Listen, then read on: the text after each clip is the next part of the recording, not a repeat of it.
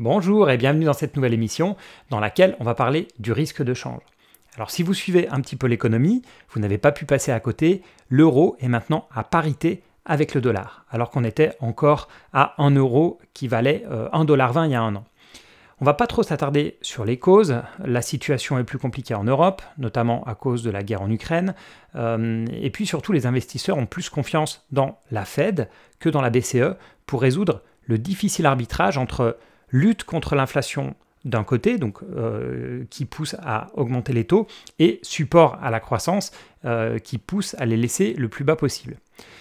Et puis malgré tout, en fond, en trame de fond, il y a toujours ce souvenir de la crise de la zone euro qui n'est pas si ancien que ça, on parle de 2010-2011, et c'est vrai que la situation actuelle, avec des dettes des États qui ont un peu explosé pendant le Covid et des taux d'intérêt qui remontent, ce risque de problèmes autour de l'euro, ça reste quand même dans l'esprit de pas mal d'investisseurs.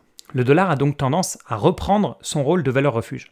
Mais plutôt que de parler de tout ça, ce qui est largement expliqué dans tous les journaux, dans toutes les actualités à l'heure actuelle, on va plutôt regarder les conséquences. Alors très rapidement les conséquences sur les entreprises, parce que j'en ai déjà parlé dans une vidéo précédente sur la couverture de change des entreprises, mais surtout sur votre portefeuille. Un petit rappel sur les entreprises, c'est relativement simple. Les exportateurs sont contents. Ils sont contents soit si leurs produits sont vendus en euros, parce qu'ils auront des produits qui seront moins chers que leurs concurrents et donc ils vont augmenter leur part de marché. Et puis si leurs produits sont vendus en dollars, c'est leurs marges qui vont augmenter. Les entreprises qui vont souffrir, vous l'avez compris, c'est exactement l'inverse. Ce sont celles qui ont leurs coûts en dollars, ce qui est souvent le cas parce que la plupart des matières premières s'achètent en dollars, si ce n'est toutes les matières premières s'achètent en dollars. Le coût du transport qui est lié au prix du pétrole est aussi en dollars. Donc c'est vrai que pour beaucoup de sociétés européennes, on a un peu un double effet, puisqu'on a un effet inflation qui fait que les prix en dollars augmentent, et puis on a un effet de change qui va se rajouter, puisque les hausses vont être encore plus importantes sur les prix en euros. Donc comme je le disais, vous pouvez regarder ma vidéo récente que j'avais fait, notamment en prenant l'exemple d'Airbus pour parler du risque de change. Mais parlons maintenant de ce qui vous intéresse vraiment, le risque de change pour votre portefeuille. Alors le premier cas, qui concerne d'ailleurs pas mal d'entre vous qui avaient un fort biais domestique, c'est que vous vivez en zone euro et vous avez un portefeuille d'entreprise coté en euros. Dans ce cas-là, il n'y a pas d'impact. Alors comme je l'ai déjà dit, on a un impact sur les résultats des entreprises, mais c'est tout, il n'y a pas d'impact direct au niveau de votre portefeuille. Alors que si vous investissez hors zone euro, par exemple dans des actions américaines, suisses, japonaises, suédoises, danoises, etc., ou bien si vous investissez sur des ETF américains ou bien des ETF monde, vous avez un impact. Et ça, même si vous avez acheté votre ETF S&P 500 par exemple ou ETF monde en euros. Ça marche aussi évidemment pour les crypto-monnaies puisqu'elles sont cotées en dollars. On va prendre un exemple tout simple. Si vous avez acheté un titre américain quand l'euro-dollar était à 1,20 $, enfin plutôt quand l'euro était à 1,20 $. Par exemple, si vous avez acheté Apple il y a un an. Donc vous avez passé un ordre pour acheter 100 titres à 125 $, soit 12 500 $. Donc en général, il y a deux cas. Soit vous avez un courtier qui vous propose des comptes en euros, en dollars, etc. Et dans ce cas-là, c'est votre compte dollar qui va être débiteur de 12 500 $. Et en général, ce que vous allez faire, c'est que vous allez vous-même changer de l'euro en dollars. Donc si je prends au cours de l'époque à 1,20 $, votre coût final sera de 10 416 €.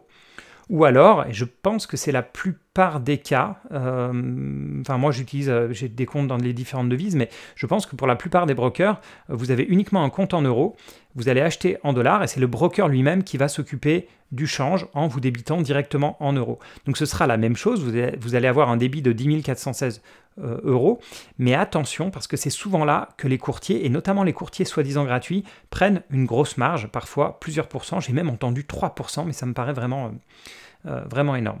Donc bon, dans tous les cas, vous avez acheté vos 100 titres Apple pour 10 416 €. Vous décidez de revendre Apple aujourd'hui. Donc l'action vaut environ, au moment où je parle, 145 $, et on est à parité, c'est-à-dire que 1 euro égale 1 $. Si vous revendez vos 100 titres, vous allez donc obtenir 14 500 $, qui, une fois convertis en euros, donne 14 500 €. C'est super pratique pour les calculs, la parité. Donc vous avez gagné 14 500 €, moins nos 10 416 de départ, vous avez gagné un peu plus de 4 000 €, 4 084 € exactement, soit un gain de 39%, ce qui est une très belle performance. Mais ce qui est intéressant, c'est que si on regarde la performance d'Apple sur la période, elle n'est que de 16%. Donc en fait, vous avez plus gagné sur l'effet de change que sur la performance d'Apple. Ben, c'est normal, parce qu'en fait, vous avez utilisé vos euros, qui étaient forts il y a un an, plutôt forts on va dire, pour acheter du dollar et notamment des titres, un titre en dollars, et vous êtes repassé en euros au moment où c'est, donc aujourd'hui, au moment où c'est le dollar qui est fort par rapport à l'euro. Et là, on voit bien que le risque de change, ou l'impact du change d'une manière générale, n'est pas négligeable, surtout si, comme moi, vous êtes très diversifié géographiquement et notamment très diversifié hors zone euro. Si je prends mon cas, je vous en avais un petit peu parlé en début d'année, j'ai toujours environ 60% de mon portefeuille, même souvent un peu plus, sur les États-Unis, un peu plus de 30% en Europe et j'ai entre 5 et 10% en Asie. Et encore, même en Europe, je dis un peu plus de 30% en Europe, mais j'ai des titres qui ne sont pas en euros, je vais avoir des titres suédois ou bien je vais avoir des titres suisses.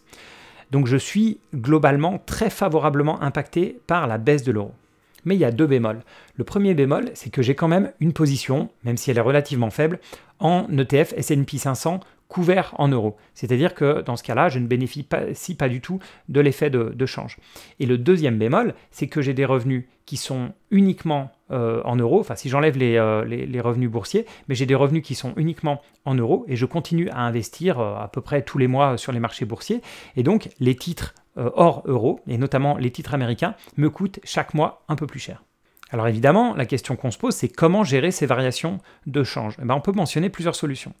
La première solution, comme je le disais, il y en a pas mal d'entre vous qui sont dans cette situation, c'est sûrement la plus simple, même si ce n'est pas l'idéal, c'est être investi uniquement en titres de la zone euro. Alors, je vous le dis, ce n'est pas une option pour moi. Moi, je veux vraiment me tourner vers les marchés qui ont la plus belle performance historique, qui sont les plus dynamiques, les plus innovants. C'est pour ça que je veux être exposé au marché américain, au marché des pays nordiques, à des pays aussi beaucoup plus sécurisants comme la Suisse, et je veux être aussi exposé en Asie. Donc pour moi, être investi uniquement dans des titres de la zone euro, qui est loin d'être la zone la plus dynamique au niveau mondial, c'est pas une option, mais je comprends tout à fait si ça l'est pour vous. La deuxième solution, c'est être investi dans des ETF couverts en change. Alors évidemment, comme toute couverture, elle peut vous rapporter ou vous coûter, mais ce qu'il est facile de comprendre, c'est qu'avec un ETF couvert en change, si le marché américain, par exemple, a une performance de 10%, alors vous aurez ces 10% de performance à quelques petites différences près, mais vous aurez globalement la même performance que le marché américain. Vous n'aurez pas une performance augmentée si le dollar est fort, ou bien diminuée si c'est l'euro qui s'apprécie. La troisième solution, vous pouvez aussi vous couvrir avec des produits financiers. Alors, c'est un peu compliqué pour un particulier, même s'il y a des CFD qui existent pour le faire. Si vous le faites, un petit conseil, essayez vraiment de le faire au niveau de votre portefeuille et pas forcément position par position. Le but, c'est pas forcément d'être à l'euro ou au dollar près, c'est d'être globalement, d'annuler cette position de change. En fait, ce que vous allez faire concrètement, c'est tout simplement vendre du dollar ou du franc suisse ou de la couronne suédoise, peu importe. Vous allez être donc short dans les devises qui ne sont pas en euros pour contrebalancer votre position longue que vous avez naturellement parce que vous détenez des positions de ces pays hors euro. Et puis la dernière solution, c'est sûrement la plus simple, c'est celle que j'utilise principalement, c'est tout simplement d'accepter le risque de change si vous êtes investi sur des grosses devises. Moi, je vois ça plutôt comme une diversification même, et j'avoue que je préfère personnellement être investi en francs suisses ou bien en devises nordiques qu'en euros, parce que des pays comme la Suisse ou la Suède sont globalement mieux gérés que la zone euro. Pour le dollar, ça peut se discuter. Est-ce que le dollar est mieux géré que l'euro? Mais en tout cas, je trouve que la Fed fait du meilleur boulot que la BCE, donc ça ne me dérange pas d'être que très peu couvert et d'être très exposé au dollar. Donc évidemment, je vous retourne la question, est-ce que vous avez un risque de change? Est-ce que ce risque de change, vous l'avez compris? Est-ce que vous l'avez intégré en fait, notamment ceux qui vont investir sur des pays émergents? On l'a bien vu avec la Turquie dont la devise s'est effondrée.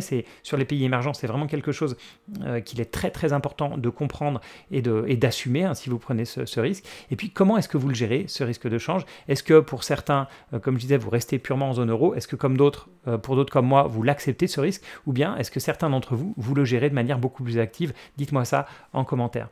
Voilà pour cette vidéo sur le risque de change. Vous êtes pas mal à me l'avoir demandé, donc j'ai profité du jour où on retombe à parité entre l'euro et le dollar pour la faire. N'hésitez pas à me demander, enfin à me donner d'autres idées de vidéos, je suis toujours preneur. Merci encore et à bientôt pour la prochaine émission.